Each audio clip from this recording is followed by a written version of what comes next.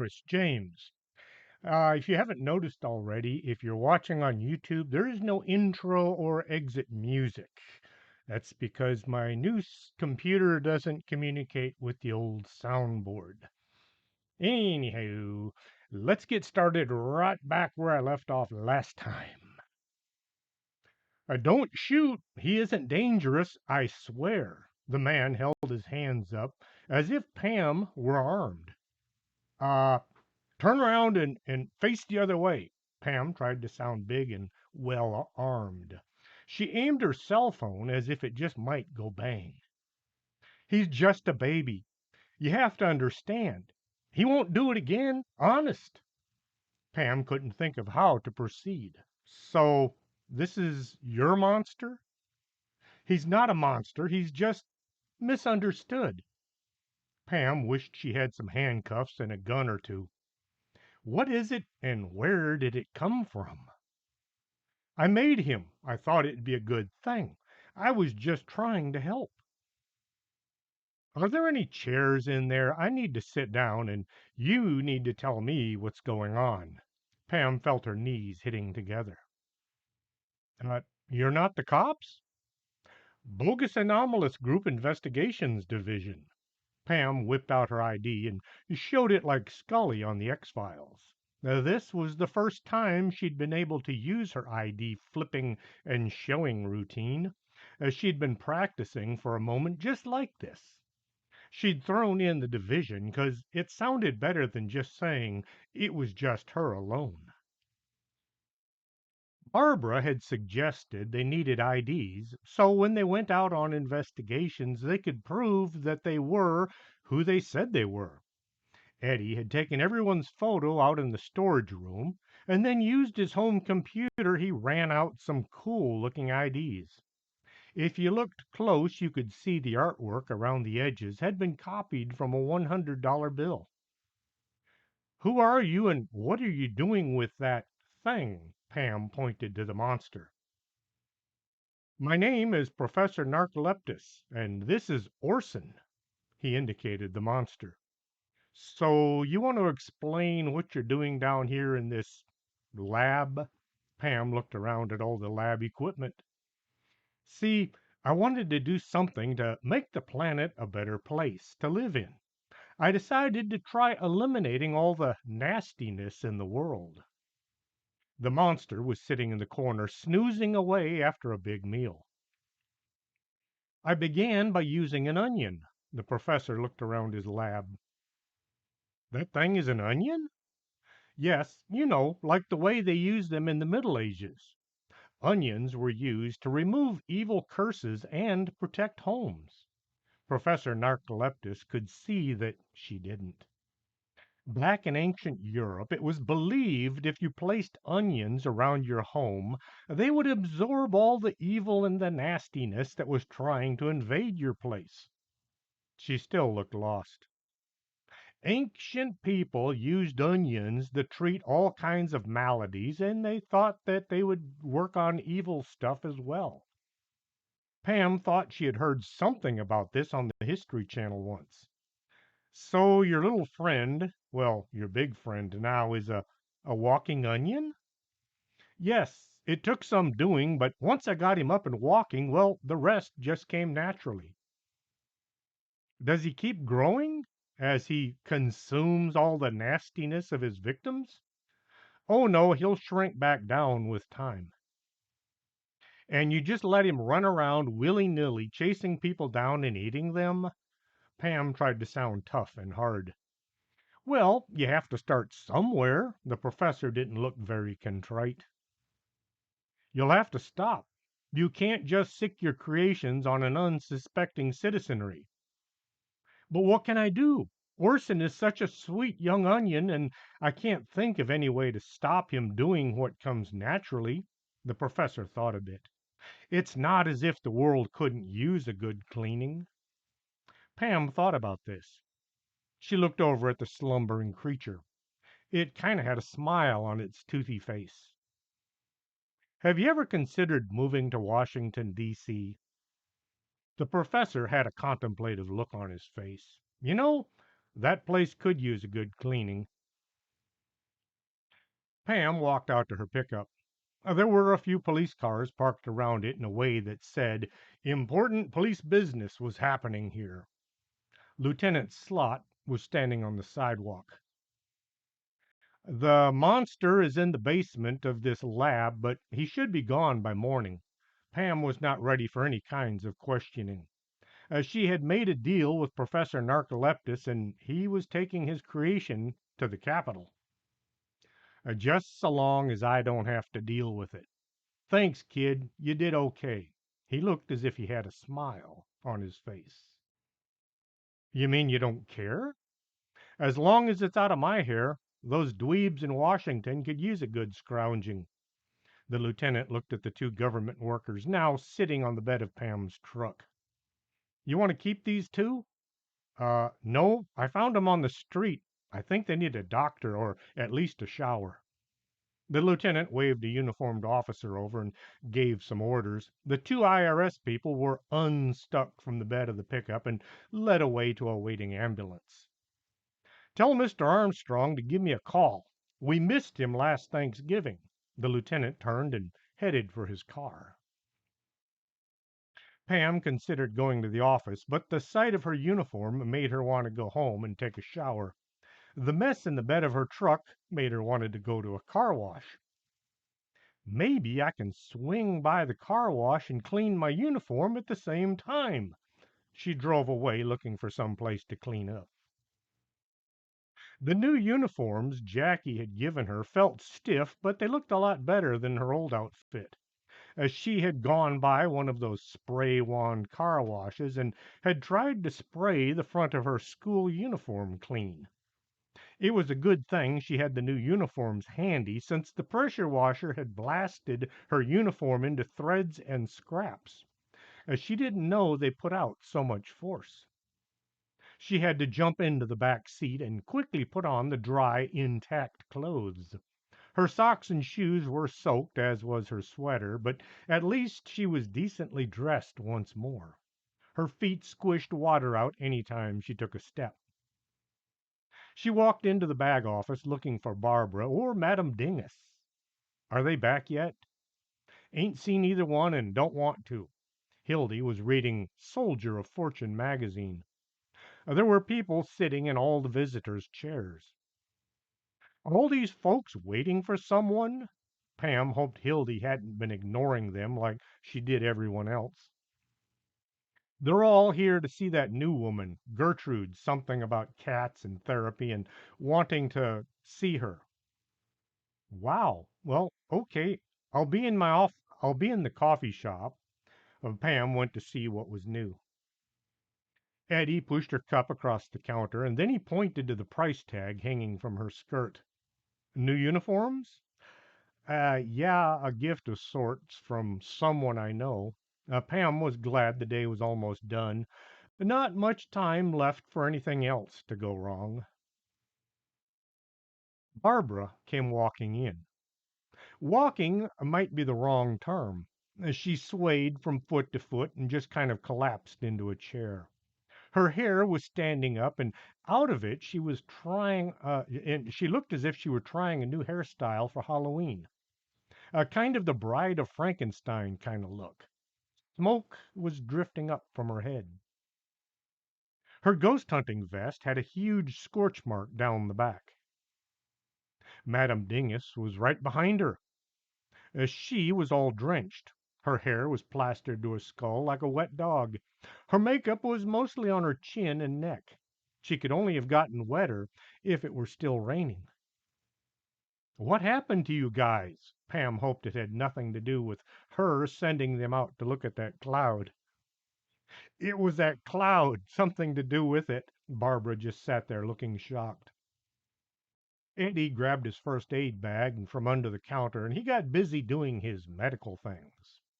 Cassandra found some old itchy army blankets to wrap the two in and help stave off some of the cold. Pam poured out a couple cups of coffee and scooped in lots of sugar. She got one into each of the two weather-weary investigators' hands. Eddie looked in their eyes and felt their pulses, and he used his sphygmomanometer to get their blood pressure. Lord, that's a big word for blood pressure cuff. Barbara shook off the cold and tried to tell her tale of woe. We drove out to look at that black cloud. It looked just like a storm cloud, only a lot denser. As we were about to stop, a bolt of what looked like lightning came out and blasted the car. Angie got out and pushed the car back out of the way. Barbara looked at her co-casualty. The engine wouldn't start, so she pushed the car all the way back here. Oh, it was nothing. I didn't want you to get wet. Madame Dingus tried to push the hair up out of her face.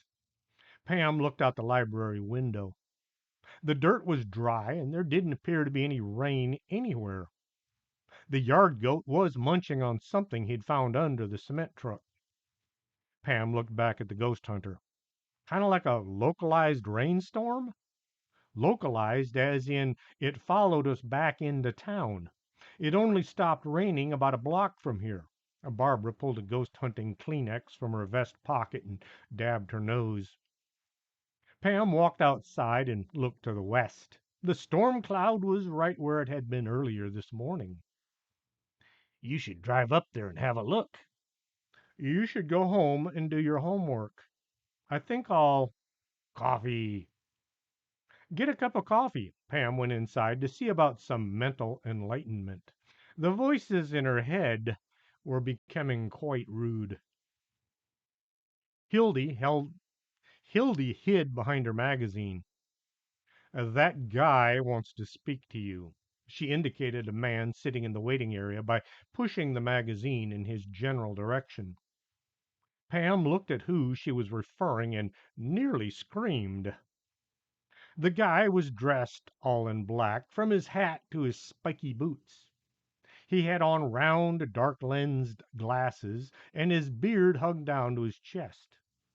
His coat was leather and shiny. The shirt underneath had frilly lace, but it was also black. His pants looked like black satin. The legs were tucked into the tops of his boots, just below his knees. When he stood up, he was nearly as tall as Hortense. He looked like a goth version of Death. He held out his hand, and when Pam took it as if to shake, he leaned down and kissed her hand. I hear tell this establishment is expeditious and unobtrusive. He stood hovering over Pam as if intent on keeping her locked in his gaze. That and we're fast and discreet. Pam wasn't too sure what those other words meant. Is there somewhere a bit more private? He looked over at Hildy, who was trying to sink lower behind her desk, where we might converse on a project of great delicacy. Pam looked over her shoulder at the library. Several staff quickly ducked out of the doorway. She looked at the status board to see if there was an empty office she could borrow. Why don't you use the dining room? Madame Dingus is on the third floor now, and nobody else is asking for it. Hildy didn't even lower her magazine. Pam led this strange man towards the back of the building next to the kitchen. The dining room had been full of Madame Dingus's personal collection of odds and ends the last time she'd been in there. Opening the door, Pam saw the room was spotless. It looked as good as the day Susie had finished cleaning out all the records and paperwork. Have a seat, Mr. Batwing. Miles Batwing, at your service. So, Mr. Batwing, what is it you wish to hire the bag company to do? Pam had forgotten to get any of this person wants to hire us forms from the library. She grabbed a napkin from the center of the table. I'm looking for a woman about my age, maybe 30 or 35 years. She might have dyed her hair, so that won't help. He made thinking expressions with his eyebrows and his mouth. Oh, of course. She has one green and one blue eye. Just what is it you wish to find this woman for? Pam didn't want to get in the middle of any kind of a domestic dispute, or a lover's quarrel, or a custody battle, or a soon to be murder. She has something that belongs to me, and I wish to get it back. This something wouldn't be a kid, would it? Pam was just about to call this case not ours. Oh, no, nothing like that. She has a statue that is very rare and it just might be dangerous. He looked at Pam right in the eye. Well, actually, he looked into both of her eyes. It was placed in my safekeeping long ago, but she managed to spirit it away one night while I was out. And how do you know she has it? Pam was trying to write all this down with a pencil that wasn't working too well on the cloth napkin. Mr. Unimportant told me you could be trusted with unusual things. He flipped a mental coin. It's called the Absolish statue, and it may have been possessed by a demon. If not returned soon, it might come to life and do bad things. Oh, I see. Pam hoped she wasn't about to do the wrong thing again. Uh, Anything else you can tell us that will help us find her? I tracked her down to somewhere in central neighborhood. That's all I could find out in the last 6 months. She moves around a lot. I decided to try your company in a last possible effort. Central neighborhood, that's where I know some folks who live there. Pam didn't think letting this guy know where she lived was all that good of an idea. Well, we'll see what we can do. Now, if it turns out to be some kind of a divorce case, we don't do those. Pam was trying to remember how Philip Marlowe would have said it. I'm sure once you locate my statue and set eyes on it, you'll see why I'm in a hurry to get it back. Pam headed to the library to consult with Eddie. Do you know anything about, Pam held up the napkin to the light, the Absculish statue? Eddie was dusting Wanda, and he gave Pam his thinking hard look. Try Herbert's big book of possessed statuary. He thought a bit more. It should be under the D section. He adjusted the hat to a rakish angle. D for demon? No, D for don't really know where to put it. Pam walked over to the area he'd suggested and looked. After moving a few books around, she found the one she thought she needed. Pulling the huge tome out, she could barely carry it to the coffee bar. Flipping open to the index, she searched for the name. I don't see it. She flipped a few pages to see what was offered. Prince Wapo came sauntering over and sat down on the page Pam had been looking at. When he noticed she was no longer looking any more, he got up and went to see about getting in someone else's way. Maybe Mosby's book of bizarre home decorations. Hortense went to see if she could track that down.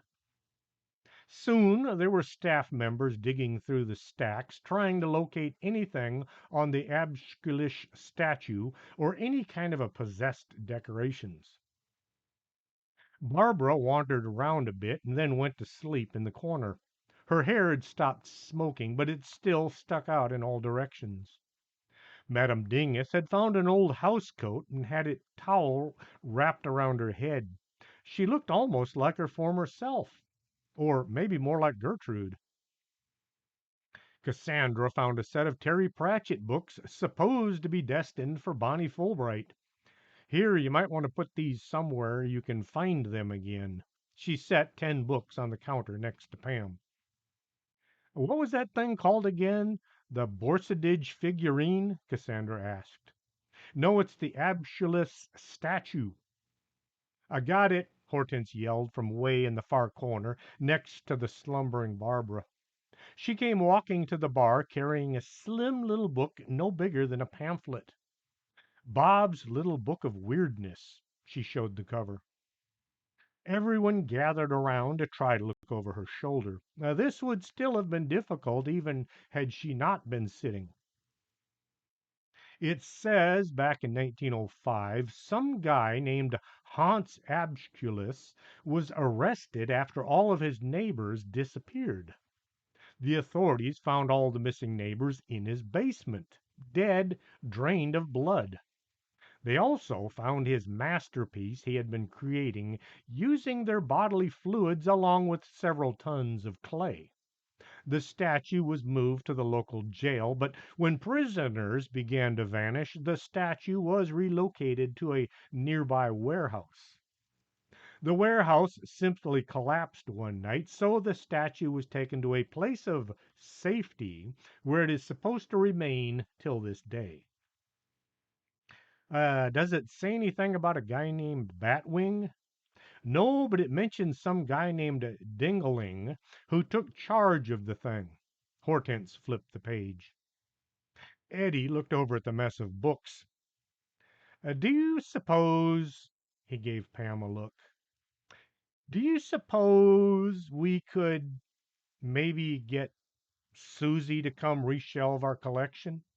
He quickly grabbed a rag and wiped off an imaginary stain. Well, she did a great job with the police files in the basement, Pam said. This received a lot of nods and voices of consent. She does the work of 4 or 5 people, Cassandra added. Everybody agreed with that statement. Hortense only knew of Susie by the stories she'd heard. Just so long as Bonnie stays home, it should be okay, Mikey Baba Ganoush put in. Mrs. Hatchet is a bit of a troublemaker. She was the one who sold that box to Mr. Bandalerium. I guess I could ask. Maybe she'll say no. Pam could think of a lot of reasons to ask Susie to rearrange the library, and a few as to why not. Pam tried calling Just Books, but got a busy signal each time, so waiting to get something done, she decided to just drive over.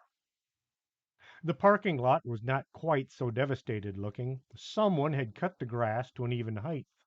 The gate was now open, and the handwritten sign was now big enough to see from the street. Pam parked and went to the door. I hope Susie's here and not one of the less sane members of her head. Pam opened the door and stepped in. You have a lot of nerve coming around here again. The girl looked to be about 16 years old. She had ponytails sticking out either side of her head. Her school uniform outfit looked just like the one Pam had on, only the tartan was a different color, and she was using Susie's body. Bonnie Fulbright was the least likable, but not the most dangerous inhabitant of the collective body known as Susie. Uh, Hi, Bonnie. Is Susie around? I need to talk to her about doing some work. That bonehead, I hope she never comes back. Bonnie went along the shelves, randomly pulling books out and reshelving them in places they didn't belong. Pam wondered how she could get Susie to pop back in. She thought she might have an idea. How do you like y'all's apartment? Kind of scary, huh? Oh, that place? Give me a break. It has no pool, and the cable is as slow as a geriatric snail. How about the gang members? Oh, those guys are a bunch of wimps. Every time I go outside, they all run and hide. Gee, I wonder why. Pam quickly put one hand over her mouth in case the words tried to sneak out. Well, if I could talk to Sarah, correction, to Susie, maybe she'll take the job and you guys can afford a better place. Bonnie stopped mind Bonnie stopped mid-stride and kind of shook a little. She swung her head back and forth, and then she said, I have to go. She walked away into the dark recesses of the back shelves. Pam could hear what sounded like an argument going on between Bonnie and Mrs. Hatchet.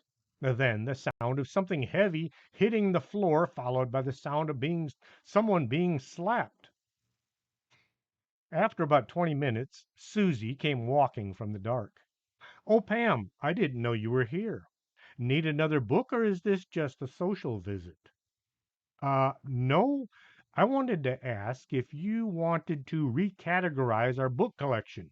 Maybe create some kind of a user-friendly filing system so we can find the books we're looking for. You mean something like the Dewey Decimal System? Yeah, that thing. Pam had no idea what a Dewey was, but had heard stories from people at school.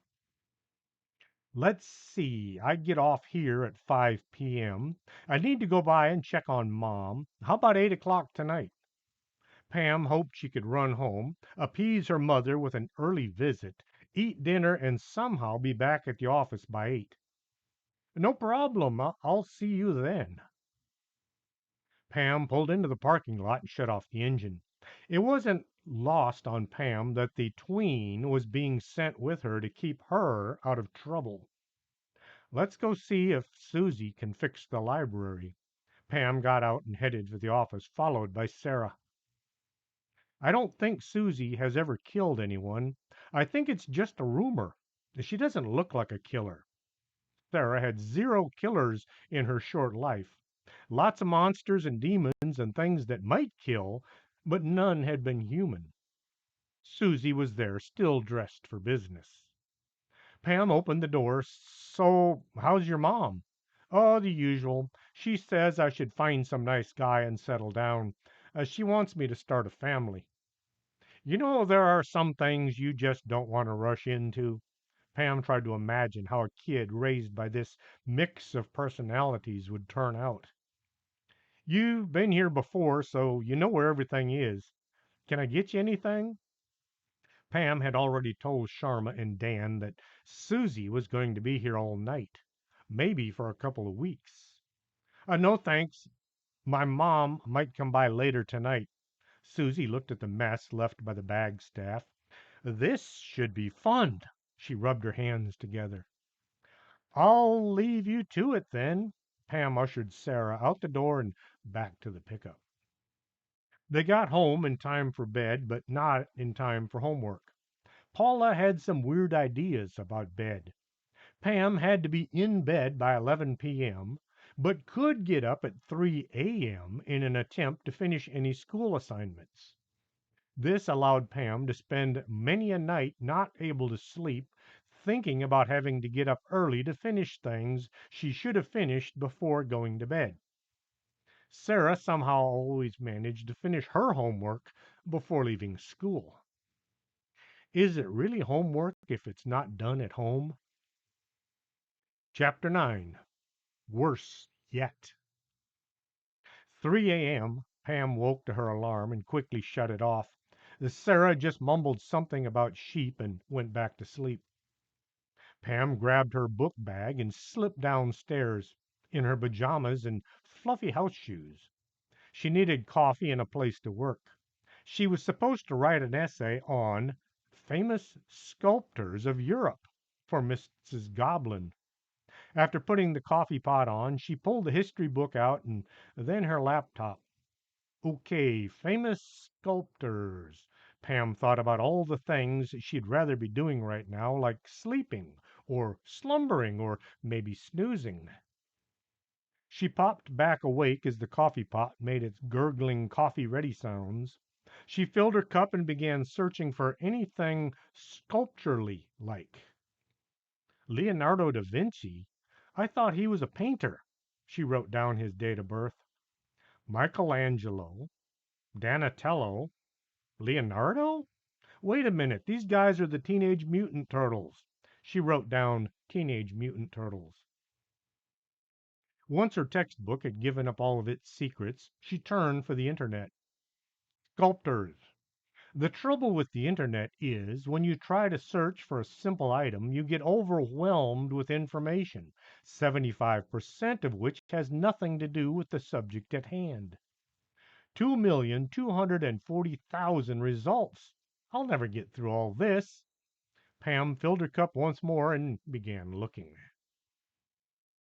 After several pages that offered little towards her assignment, she found something that caught her eye. Mixing blood with clay. This sounded interesting. She began reading. Germany in 1530, Blixten Boyle set about creating a form to house a demon he wished to conjure up in order to destroy his enemies and take over the earth. He used the blood of his household staff to mix with the clay he would sculpt into an enormous monster. He was building a giant that would be unstoppable as well as bring fear to those who encountered it. Pam scribbled all this down and continued reading. If not for his being a far less than adequate sculptor, his creation might have been a success. His grand scheme turned into the laughing stock of Berlin. The head was too small and its wings broke off when it tried to fly. The sculptor, as well as Blixton Boyle, were destroyed when the townspeople burned his house to the ground. Well, that ended well. Pam wrote down some more on the page. Mrs. Goblin sat at her desk, staring at Pam. She had just finished reading the essay Pam had turned in and was now wondering if Pam might need special counseling. Normally, Mrs. Goblin would have set the essay aside and skimmed through them at her leisure, like at home in front of the TV. But since Pam had actually finished the assignment and it consisted of 10 pages, Mrs. Goblin felt she had to read it as soon as possible. Now she wished she'd called in sick today. All the other students were busily reading the chapter on European bakeware. Pam was sitting with her book propped up in front of her with her eyes closed, just so long as she didn't start snoring. Miss Bogus, could I see you after class? This was not a request. Pam jerked awake, dropped her book to the floor. This elicited laughter from the 60 or so students stuffed into the room designed for 30. After class, 10-4. Pam had been reading up on detectives and was learning the 10 codes. She would have snapped off a salute if she knew how. As the class emptied out, Pam stood at Miss Goblin's desk. Miss Bogus, this is by far the most interesting as well as disturbing essay I've ever read. Pam hoped this was a good thing. When I asked the class to write an essay on famous European sculptors, I was thinking more along the lines of Leonardo or Raphael, not, she looked at Pam's paper, Blixton Boyle? He was very famous in Berlin in 1905. Pam was hoping Germany was considered to be part of Europe. I was going to give you a C, since you obviously missed the letter of the assignment. She gave Pam her best, sternest look. But then I must say I've never read an essay that caught my attention with such force. I've given you an A. Pam couldn't believe it. An A? As she'd seen them before, but always on other students' papers, and never one of her own. Next time, try to keep your writing in a less bloodthirsty subject. You can go now. Pam stuffed her paper into her bag. She might need it later. Back at the office, Pam had considered getting Bill to try his best to locate the Abschulisch statue. Is Bill Palmerhausen in? She looked at the status board, but didn't see his name. He's out, came from behind Cooking with Thermite. Dolores Della Noche got a call on her crystal ball from some guy claiming to be King Arthur. He wanted her to help find something called a grail, so she grabbed Bill and they headed out to some island in Nova Scotia. Isn't that in Canada? How are they going to get there? Pam looked at Hildy as if she might have answers. Hey, you're the boss. Don't ask me. I'll just go have a talk with myself. Pam went to the library. Stacks of books were everywhere. Very neat, very orderly stacks. Largest books were at the bottom, with consecutively smaller volumes as they got to the top. Some of these stacks were 8 feet high. The stacks were all squared off with the compass points. All the spines were pointing to the north, and all the front covers were facing the floor. There was a pile of used dust rags set at the end of the bar. The rags were neatly piled and in order of soiling. A neat handwritten note set on top with a request for laundering and folding. The chairs and tables had all been scooted into one corner and were sorted by size, shape, and age. Her uncle was sitting in one of the recliners. He had his feet propped up on a stack of books. Uncle Ray, good to see you at last. Pam hadn't seen her uncle in months. He was the boss, but he ran things with the lightest of touch. Oh, Penny. No, Patty. Peg? He mumbled something under his breath. Yes, good to be seen.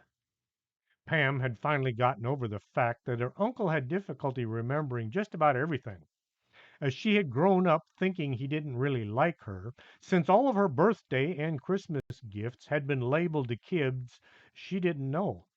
Now it was accepted any gift with an unknown name must be hers. Pam ran down the list of all the things she'd been doing in his absence. He came by the office all the time, but Pam was in class just about every time. Pam got to the end of her list. I don't know, I didn't know we took assignments in Canada. Canada, yes, the great white north. He fidgeted with his coffee cup. We do odds and ends just about everywhere. So it's looks as if you're doing a good job here. He felt uncomfortable talking to his niece. He was always afraid she was able to read his mind and steal his thoughts. This had all started when she was 3. Ray had gone by to visit his brother and scope out the kid. Knowing that psychic abilities sometimes skipped a generation, he was wondering if what's her name was going to be any good at it. As he stood there gazing at this tiny girl, he suddenly found he had forgotten what he was about to say. The look on her face, a big goofy smile, and it looked as if she had stolen his thoughts.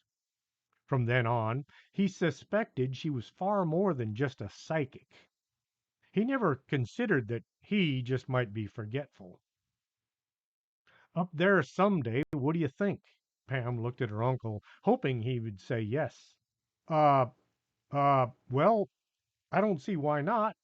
He had missed the question completely. Pam was glad to know that someday she would be able to visit Canada on company time. Will I need a passport or a visa? I've never been out of the country before. Come to think of it, I've never been out of Texas before. That trip to Bigfoot land didn't really count. I think so. Maybe you should ask Cordania, Corpus Car, that woman who just went there. Ray got to wondering if maybe it had been Barbara Melton who'd gone to Canada. Odd that a guy who can't remember his own niece's name knows Barbara's last name. Oh, and no, you don't need a passport, just your ID and birth certificate. Ray looked at Barbara sitting in the corner and wondered if she'd just gotten back from wherever it was she'd been. So, Paloma, Panini? Anyway, have you given any thought as to where you're going to go to college? You're what, 25 now? Did my mom put you up to this? No, I haven't really thought about it. Pam wondered if college was any harder than high school had been. Maybe I could be homeschooled for college. Yes, no, I was just curious as to, I don't know, my grades could be better. Maybe the community college. Pam had thought long and hard about her future for an hour or so. Her main plan was to get through the week without setting anything on fire. Pam clomb the stairs en route to speak with Sharma. She wanted to know if anything weird had happened with Susie. The problem with this being the bag office, weird was hard to define. Sharma was dressed as always, a nice, neat dress covered with an old style apron. She looked like a dark skinned June Cleaver, and with black hair. No, nothing odd. There was an argument between her and Mrs. Hatchett, something to do with marriage and grandkids. Sharma had a huge pot of something cooking on the stove. It smelled like hot lava mixed with pepper spray. Dan stuck his head in the door. I found out what the Civil War boys are doing with all that corn. They have a still out behind the storage building. They're making moonshine. Oh no, that's illegal. What should I do? Pam had this thing about not getting arrested. Who's going to arrest them? The ghost police? Pam thought about this. I haven't seen any around, but you never know. I think I should ask them to knock it off. Nah, it seems to make them happy. Dan had sampled some of their brew, but he was more of a beer kind of guy. Are they just drinking it or selling it? Oh, they've been selling it to any and all spirits in the neighborhood. Dan had seen a line of spirits standing by the back fence. Keep an eye out for revenuers, or at least ghosts of them.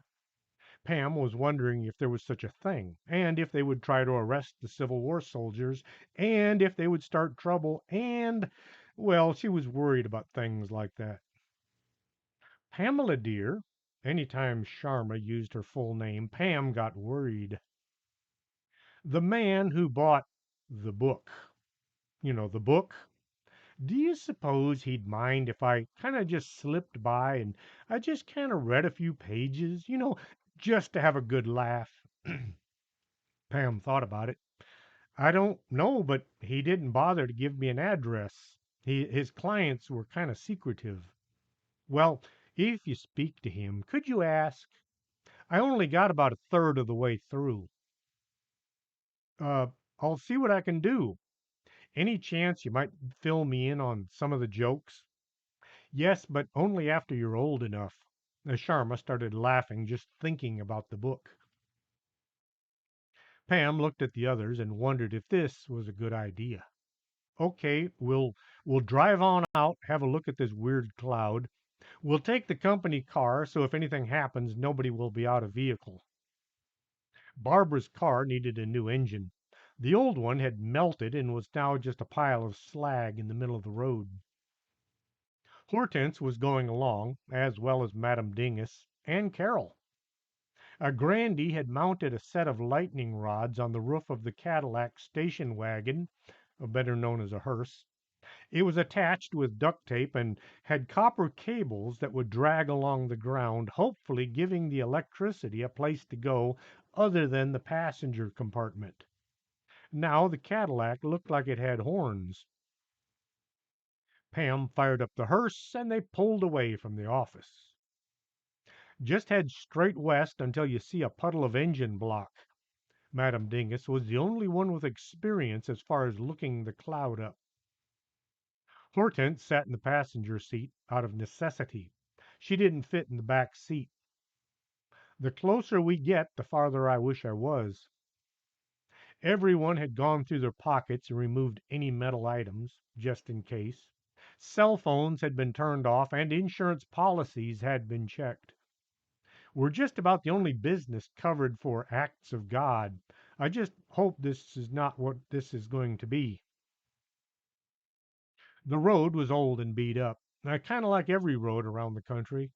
It probably had something to do with the county commissioner leaving town with most of their budget. This reminds me of last month when we were looking for those missing kids. Hortense had pushed the rearview mirror up to the ceiling. They drove out of town, and soon the sides of the roads were filled with 30 to 40-foot tall pine trees. Pam wondered if there were any Bigfoot hanging out in the woods. She waved any time she thought she saw one. They could see the cloud just ahead of them. Then Madame Dingus said, there's the engine. It looks worse than I thought. The engine was more like a small puddle of charcoal briquettes. Man, it must have been quite a shock. Madame Dingus shook her upper body. The lightning hit the center of the hood. Some of it entered the compartment with us. It felt all tingly, but not in a good way. She closed her eyes. It's what I guess being tased must feel like. As they got closer to the cloud, the sky grew darker. It felt like rain. An ill wind came at them from the right front. Then the air grew thick with current. Pam could feel the hair on her arms standing up. She glanced over at Hortense.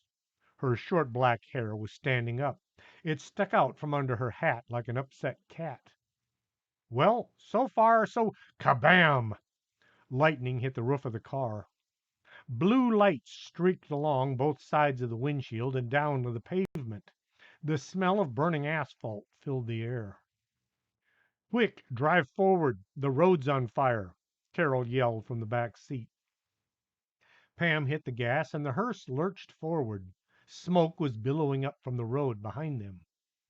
Wow, I guess the lightning rods worked. She drove forward until the smoking pavement was visible in the rearview mirror. There was a crash from the side of the road, and a huge old pine tree burst into flames. Pine needles went everywhere. Turn back or keep going? Pam hoped they would say turn back. Well, we've come this far. Let's see what we can see, Carol voiced.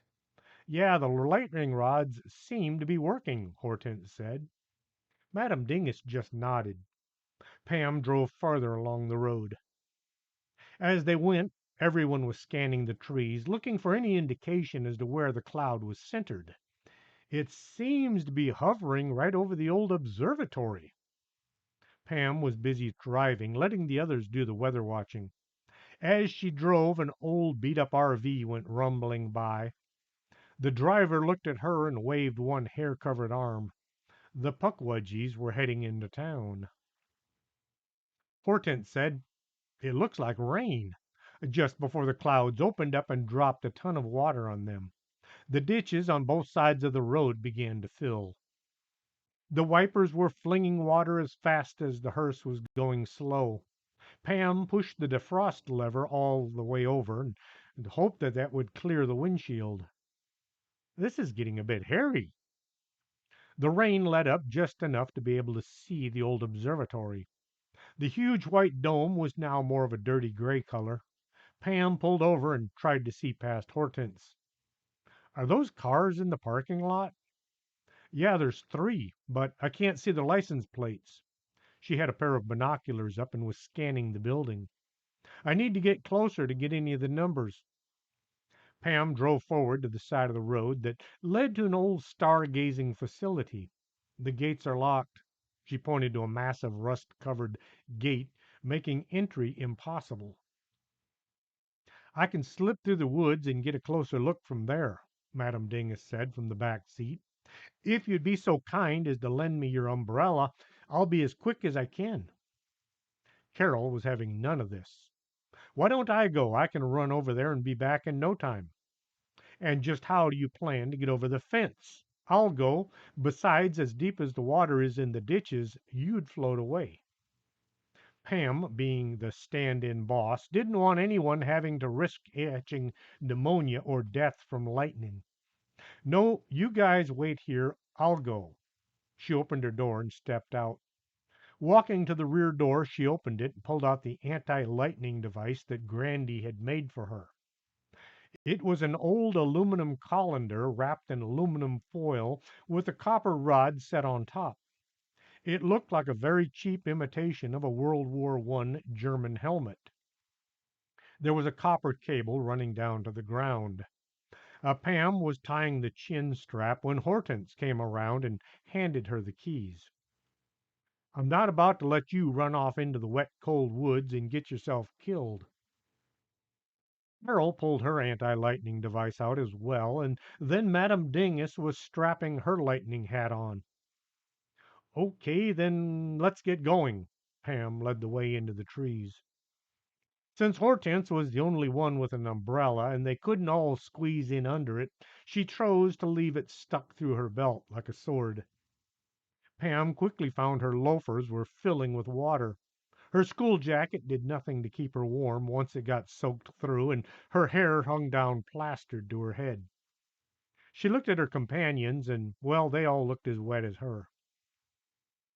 There was no trail through the woods. They just wove their way through any wide enough gaps. The observatory barely visible through the pine needles. Well, at least it stopped raining, Hortense whispered. They finally came to the fence. It was 10 feet high and topped, covered with razor wire. Pam looked around for any sign saying, "Caution, electrified fence." She was about to say something when Carol put her hand on the fence, as if about to climb over. She wasn't electrocuted or zapped or even shocked. Give me a push, will ya? Hortense got positioned and was helping Carol get up and over the fence. Madame Dingus spoke up. Uh, why don't we just use this gate? It's not locked. She pointed to a 3 foot wide access gate covered with vines and weeds. Oh, Carol dropped down to the muddy ground. Madame Dingus pushed the gate open. It was rusty and it fought to stay shut, but she wasn't the kind to take crap from no gate. She pushed with all her might. Her shoes slid backwards in the wet grass, but the gate soon was open enough to squeeze through. The four adventurers all got to the inside of the fence and then made their way to the side of the building. The trees and the weeds and the brush hadn't been cleaned out in years, so they had plenty of cover to conceal their movements. They snuck from tree to bush to clump of thick Johnson grass. Had anyone inside the old observatory bothered to look out and seen the four investigators sneaking in the wet brush, they would have thought they were aliens from outer space. But no one expected to have trespassers coming in, since the black cloud was supposed to keep them away. This is good enough. I can see the license plates from here. Hortense got her binoculars up and checked the cars parked by the building. Somebody write this down. She began reading off plate numbers. Wait, I don't have any paper that's still dry. Pam had her wet notebook out, but it was wet. Here, use this. Carol pulled a plastic covered notebook out of her zipper. I use it to take notes, and once in a while the horses get, well, it gets wet. Pam got her pencil out and wrote down the license plates of the three cars. Anything else visible? No, I don't see anyone, just those cars. The building is closed up tighter than a politician's smile. Madame Dingus adjusted her colander. Let's get out of here before we find out if these hats work as well as the car. They turned and began walking the long, sneaky route back to the car. It just wouldn't be an adventure through the wet, drippy woods if somebody didn't slip and fall. Actually, each of them took a turn wallowing in the mud. By the time they got back to the gate, the black cloud was getting darker. Hortense looked up. I don't want to be a test for these goofy kapow! She was hit by a lightning bolt. Being the tallest one in the group, she attracted the first strike. Madame Dingus was hit next, and then Carol and Pam were both hit by the same time. Pam noticed steam coming from the others. Everyone okay? Anybody hurt? Hortense just looked at the steam billowing from her black jacket. Madame Dingus adjusted her lightning hat. I think these things work. She looked at the steaming ground at her feet. I guess I need to get a little something for Grandy to show my appreciation. They did their best to get back to the car with a few more strikes as possible. Pam found a nice deep puddle of mud and sank up to her knee. Hortense had to grab her and pull. Her foot came out with a nasty sucking sound. Oh, shoot, my shoe is still down there. Pam took Pam looked at the muddy hole and slowly filling in with rainwater. She thought about just leaving it down there. Then she thought about having to school with just one shoe. No, Mom would make me go buy a new one. Actually, she'd make me go buy a new pair. She considered walking back to the car with just one shoe. Then she got down on her hands and knees and reached into the muddy opening. Oh, ick. Her fingers groped around her arm in the ground as far as her elbow. At last she found her shoe. Pulling it out, she saw that it was going to need some polish. Her sock was still stuck in the shoe. Sitting on the wet ground, Pam pulled her sock back on, and then she shoved her foot into the wet, muddy, nasty, icky shoe. Man, this is just plain nasty. When she took a step, mud squished up around her ankle.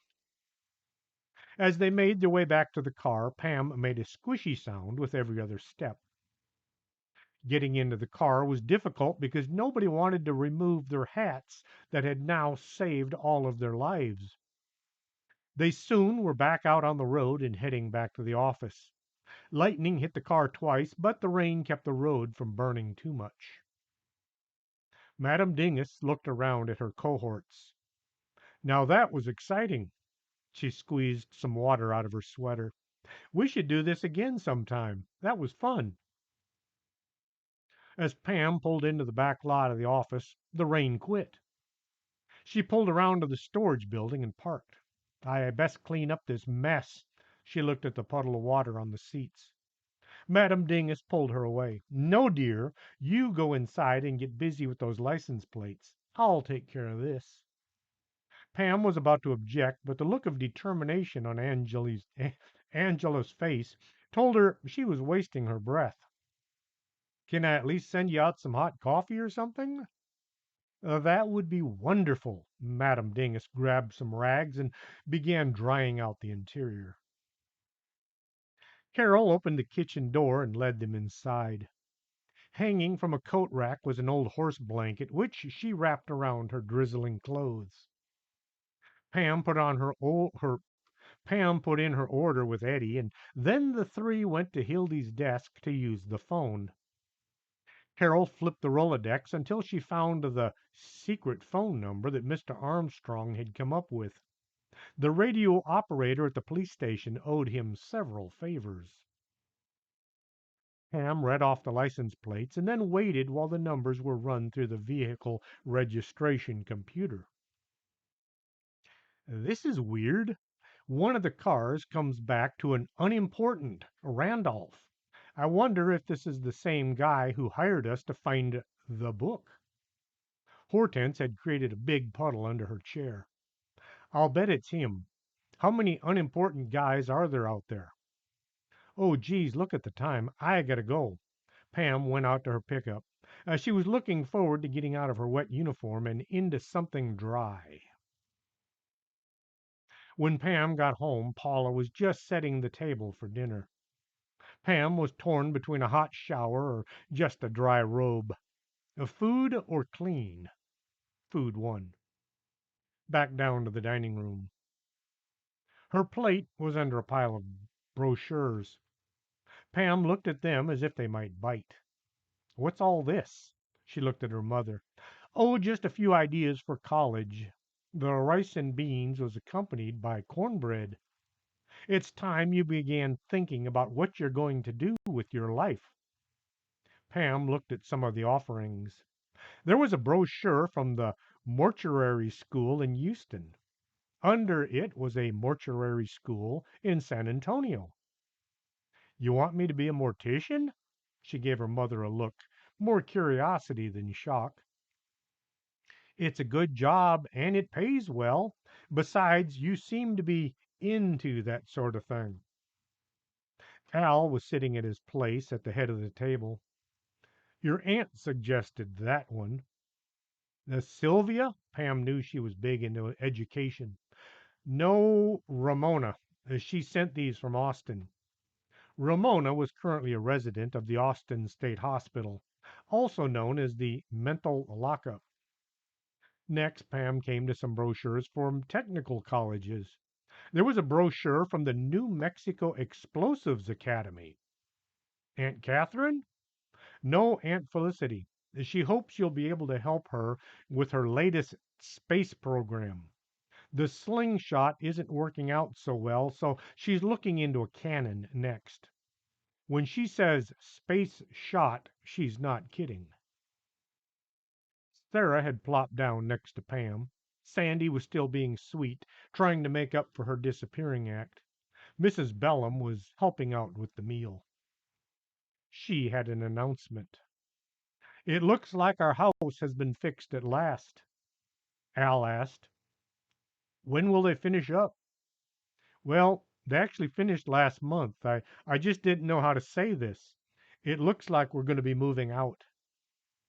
Sarah wanted none of this. Can I stay here? It's not like I'd be all that far away. Don't you want your own room back? Nah, I like it here better. The discussion went on from there. And with that, I will take a break, and hopefully I'll be back with another misadventure of Pam Bogus. Stay tuned until next time.